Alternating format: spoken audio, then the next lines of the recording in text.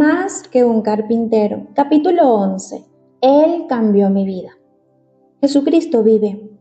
El hecho de que yo estoy vivo y esté haciendo las cosas que hago es una evidencia de que Jesús resucitó de entre los muertos. Santo Tomás de Aquino escribió: hay dentro de cada alma una sed de felicidad y significado. En mis años de adolescencia yo quería ser feliz. No hay nada errático en eso. Quería ser una de las personas más felices del mundo. También deseaba tener una vida llena de propósito. Quería respuestas para las preguntas: ¿quién soy? ¿Por qué estoy aquí? ¿Hacia dónde voy? Aún más que eso, quería ser libre. Quería ser uno de los hombres más libres en todo el mundo. La libertad no significa para mí salir y hacer lo que me venga en gana. Cualquiera puede hacer eso. Y mucha gente lo está haciendo. La libertad es la capacidad de hacer lo que uno sabe que debe hacer. La mayoría de las personas saben lo que deben hacer, pero no tienen el poder para hacerlo. Están esclavizados. Así que empecé a buscar respuestas. Tal parece que casi todos practican alguna clase de religión, de modo que, imitando esta actitud, me marché a una iglesia. Sin embargo, pensé que había encontrado la iglesia equivocada. Algunos de ustedes saben de qué estoy hablando. Me sentí por dentro peor de lo que me sentía por fuera. Iba a la iglesia por la mañana, por la tarde y por la noche. Siempre soy muy práctico y cuando algo no funciona, lo abandono.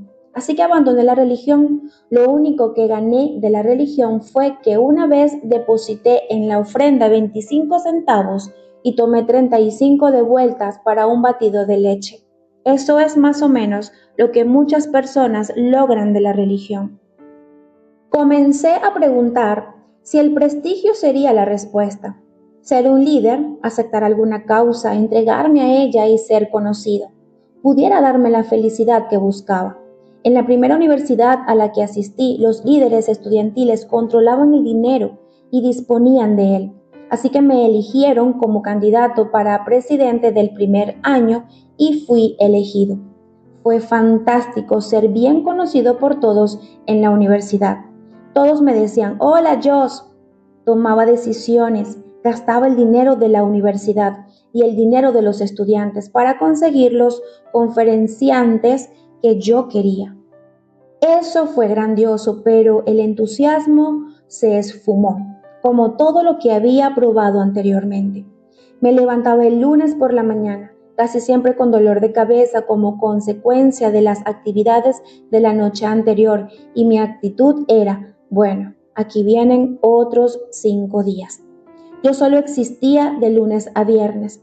La felicidad giraba en torno a 3 noches de la semana: viernes, sábado y domingo. Entonces comenzaba de nuevo el círculo vicioso. Pero yo engañaba a todos en la universidad. Ellos pensaban que yo era el tipo más despreocupado de la escuela. Durante las campañas políticas usábamos la expresión "la felicidad de Joss". Organicé más fiestas con el dinero de los estudiantes que ningún otro, pero nunca comprendieron que mi felicidad era como la de muchas otras personas. Dependía de mis propias circunstancias. Cuando las cosas me salían bien, yo me sentía dichoso. Cuando me salían mal, entonces me sentía despreciable. Yo era como un barco en el océano, movido de un lado para otro por las olas de las circunstancias. Hay un término bíblico que describe este tipo de vida: el infierno. Sin embargo, no pude hallar a ninguna persona que viviera de otro modo, ni pude encontrar a nadie que pudiera decirme cómo vivir de un modo distinto o darme la fortaleza que necesitaba para ello. Todos me decían lo que yo debía hacer, pero ninguno podía darme el poder para hacerlo. Entonces empecé a sentirme frustrado. Sospecho que son muy pocas las personas que hay en las universidades y colegios de este país que sean más sinceras en su búsqueda por encontrar significado, verdad y propósito para la vida de lo que fui yo. Todavía no había hallado lo que buscaba, pero en primera instancia no lo comprendí. En la universidad y sus alrededores noté que había un pequeño grupo de personas, 8 estudiantes y 2 miembros de la facultad. Noté que había algo diferente en sus vidas. Parecían saber por qué creían lo que creían. A mí me gusta estar cerca de esa clase de gente. No me importa si ellos están o no de acuerdo conmigo. Algunos de mis amigos más íntimos se oponen a algunas cosas de las que yo creo, pero admiro a los hombres y a las mujeres que tienen convicción. No son muchos los que encuentro, pero los admiro cuando los hallo. Por eso es que algunas veces me siento mucho más cómodo con algunos líderes radicales que con muchos creyentes. Algunos creyentes que conozco son tan sosos que me pregunto si 50% de ellos están disfrazados de cristianos. Sin embargo, las personas de aquel pequeño grupo parecían saber a dónde iban, aunque esto es muy raro entre estudiantes universitarios. Estas personas a las cuales comencé a observar no solo hablaban acerca del amor, sino que participaban activamente. Parecían estar por encima de las circunstancias de la vida universitaria. Esto hacía parecer que todos los demás estaban bajo una pila de dificultades. Una cosa importante que noté fue que parecían tener felicidad, una condición de ser que no dependía de las circunstancias. Parecían poseer una fuente interna y constante de gozo. Ellos eran tan felices que me intrigaban. Tenían algo que yo no tenía. Como ocurre con la mayoría de los estudiantes, cuando alguien tenía algo que yo no tenía, yo lo quería. Esa es la razón por la cual les ponen cadenas y candados a las bicicletas de los estudiantes en las universidades. Si la educación fuera realmente la respuesta, la universidad probablemente sería la sociedad más justa, moral y pacífica que existiera, pero no lo es. Así que decidí hacerme amigo de esta gente que me intrigaba. 2 semanas después de esa decisión, estábamos sentados alrededor de una mesa en el centro estudiantil, 6 estudiantes y 2 miembros de la facultad. La conversación comenzó sobre el tema de Dios. Si usted es una persona insegura y la conversación se centra en Dios, usted tiende a poner gran resistencia. Toda universidad o comunidad tiene un hablador, un fulano que dice, el cristianismo, ja. Eso es para los tímidos, no es nada intelectual. Generalmente, mientras más grandilocuente sea el hablador, mayor es el vacío que siente. Había algo que me molestaba, de modo que finalmente busqué a una de las estudiantes, una mujer muy bella. Yo solía pensar que todas las cristianas eran feas. Me recosté en la silla porque no quería que los demás pensaran que yo estaba interesado y le dije, dime, ¿qué cambió sus vidas? ¿Por qué la vida de ustedes es tan diferente de las de los demás estudiantes, de los otros líderes estudiantiles de la universidad y de los profesores? ¿Por qué? Esa joven debió tener una enorme convicción. Me vio directamente a los ojos, sin sonreír, y dijo 2 palabras que nunca pensé que oiría como parte de una solución en la universidad. Ella dijo, Cristo Jesús. Ah, por Dios, le dije, no me vengas con esa basura. Estoy harto de religión, estoy harto de la iglesia, estoy harto de la Biblia. No me vengas ahora con basura religiosa. Espera, me replicó como un disparo. No dije religión, dije Jesucristo. Enseguida señaló algo que yo nunca había sabido antes. El cristianismo no es una religión. La religión es el esfuerzo humano por abrirse camino hacia Dios mediante las buenas obras. El cristianismo es Dios buscando a los hombres y mujeres a través de Jesucristo, ofreciéndoles una comunión con Él mismo. Probablemente hay más personas en las universidades que tienen conceptos equivocados con respecto al cristianismo que en cualquier otra parte del mundo. Recientemente conocí a un auxiliar de cátedra que hizo la observación. En un seminario para graduados, que cualquiera que entra en una iglesia llega a ser cristiano? Yo le respondí, entrar en un garaje lo convierte en automóvil. No hay correlación. Un cristiano es alguien que pone su confianza en Cristo. Mis nuevos amigos me desafiaron intelectualmente a examinar las afirmaciones según las cuales Jesucristo es el Hijo de Dios, que encarnándose vivió entre hombres y mujeres reales y murió en la cruz por los pecados de la humanidad. Fue sepultado y 3 días después resucitó y puede cambiar la vida de una persona en pleno siglo XX. Yo pensé que eso era una farsa. Es más, creía que la mayoría de los cristianos se estaban volviendo idiotas. Conocía a algunos cristianos y esperaba que alguno de ellos hablara en el salón de clase para poderlo desarmar por un lado y aniquilarlo por el otro, y así adelantarme al golpe del inseguro profesor. Me imaginaba que si algún cristiano tenía, aunque fuera una célula cerebral, esa moriría de soledad. No sabía nada mejor. Sin embargo, esta gente me desafió vez tras vez. Finalmente acepté el desafío, pero lo hice por orgullo, para refutarles. Sin embargo, no sabía que había hechos, no sabía que había evidencias que una persona pudiera evaluar. Finalmente mi mente llegó a la conclusión de que Jesucristo era quien dijo ser. Efectivamente, lo que yo estaba preparando con mis 2 primeros libros era mi plan de ataque para refutar al cristianismo. Como no logré hacer eso, terminé siendo cristiano y ya llevo 13 años documentándome sobre por qué creo que la fe en Cristo Jesús es intelectualmente aceptable. En ese tiempo yo tenía un problema muy serio. Mi mente me decía que todo esto era cierto, pero mi voluntad me empujaba en otra dirección. Descubrí que llegar a ser cristiano era más bien algo que destruía el yo. Jesucristo desafió directamente mi voluntad a que confiara en Él. Permítame parafrasear lo que Él me dijo. Mira, he estado de pie enfrente a la puerta y constantemente estoy llamando. Si alguno oye lo que estoy llamando y abre la puerta, yo entraré. Apocalipsis capítulo 3, versículo 20. No me importaba que Jesucristo hubiera caminado sobre las aguas o que convirtiese el agua en vino. No estaba interesado en tener un aguafiesta cerca de mí. No podía pensar en una mejor manera de arruinar un buen momento de disfrute que un grupo como ese. De modo que mi mente me decía que el cristianismo era verdadero, pero mi voluntad se iba en otra dirección.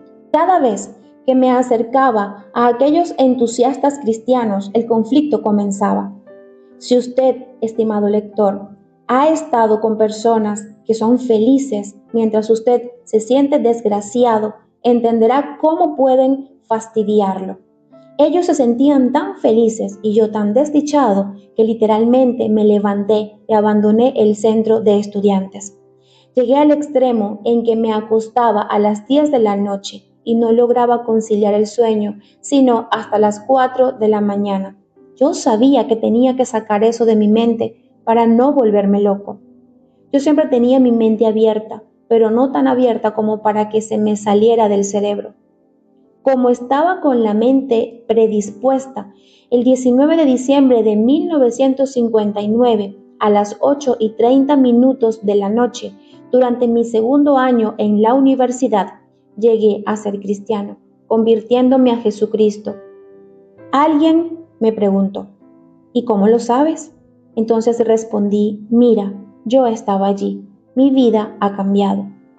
Esa noche hice oración, le pedí a Dios 4 cosas para establecer una relación con el resucitado, con el Cristo vivo, las cuales desde entonces han transformado mi vida.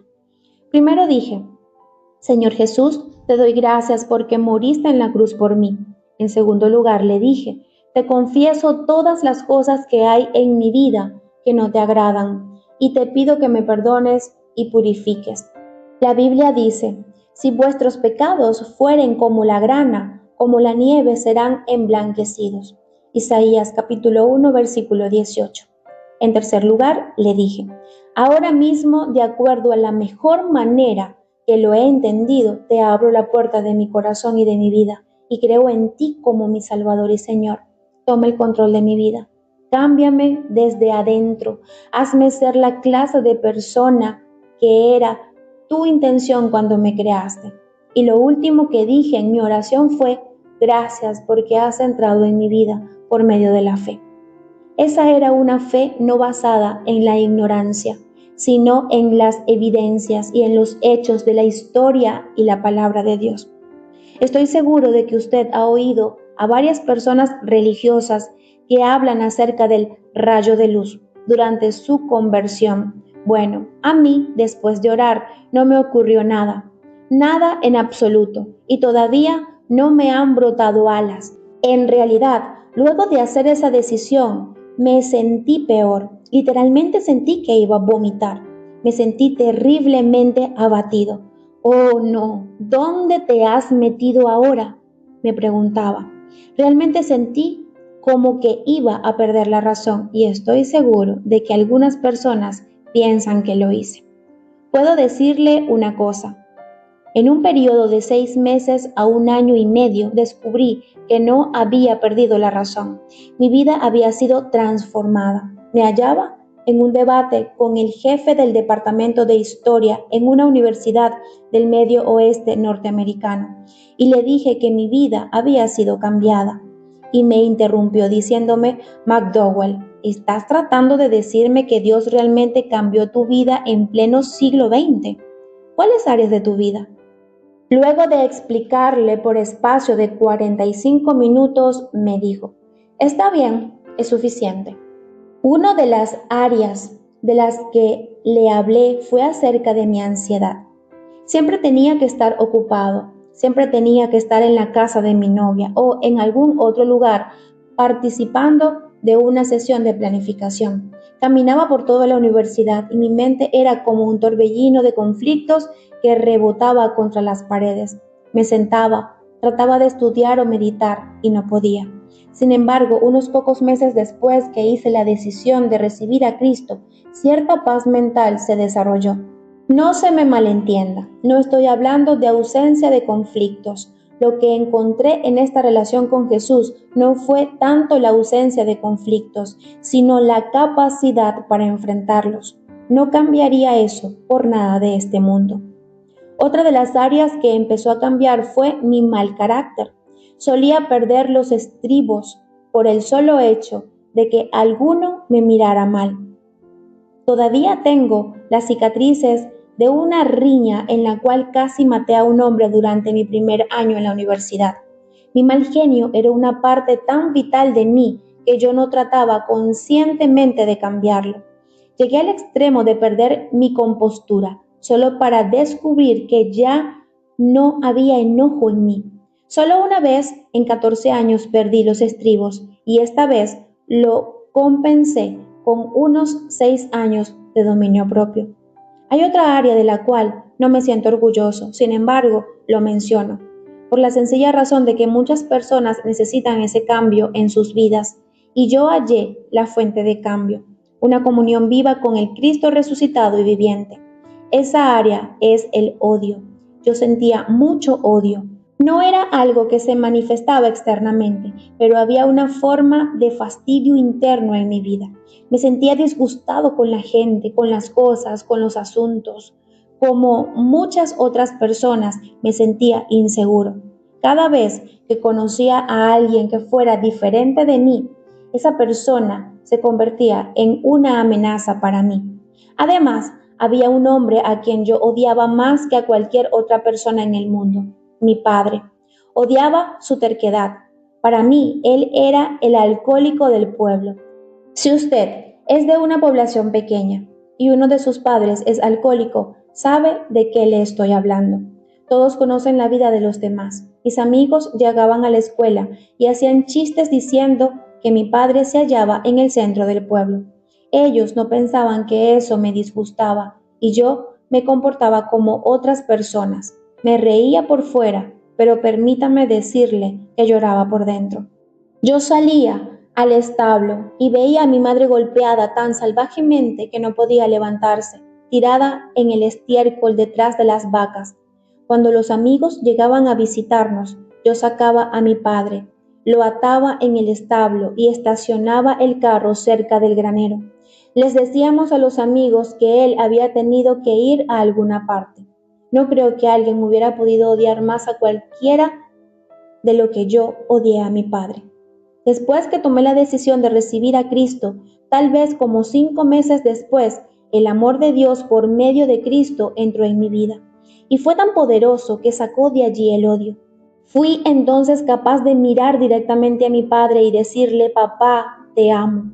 Se lo dije con toda sinceridad, después de algunas de las cosas que yo había hecho. Esto lo conmovió. Cuando empecé a estudiar en una universidad privada, tuve un serio accidente de tránsito. Fui llevado a la casa con un aparato de tracción en el cuello. Nunca olvidaré el momento en que mi padre entró en mi habitación. Me preguntó: hijo, ¿cómo puedes tú amar a un padre como yo? Y le dije: hace 6 meses yo te despreciaba. Entonces le compartí mis conclusiones acerca de Jesús. Papá, yo permití que Cristo entrara en mi vida. No puedo explicártelo completamente, pero como resultado de esa comunión he encontrado la capacidad para amarte y aceptarte. Y no solo a ti, sino a otras personas tal como son.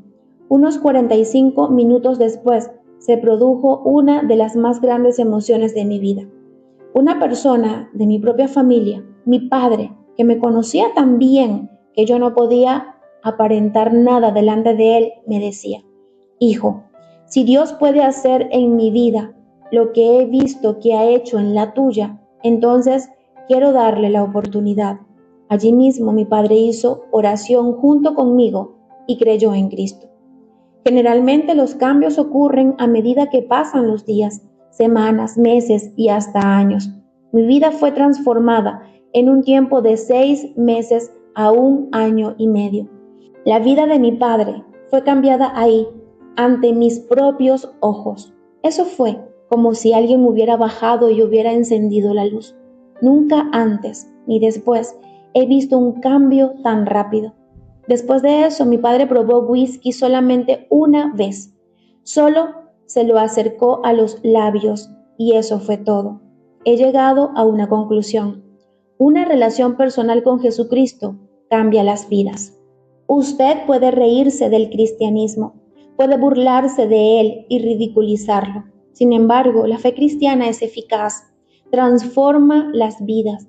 Si usted confía en Cristo, comience a observar sus actitudes y acciones, pues Jesucristo está ocupado en cambiar vidas. A pesar de todo, el cristianismo no es algo que se puede imponer por la fuerza a los demás. Usted tiene su vida y yo tengo la mía. Lo único que tengo que hacer es compartirle lo que he aprendido. Después de eso, es usted quien debe decidir. Tal vez la oración que yo pronuncié podría ayudarle. Señor Jesús, te necesito. Gracias por haber muerto en la cruz por mí. Perdóname y límpiame.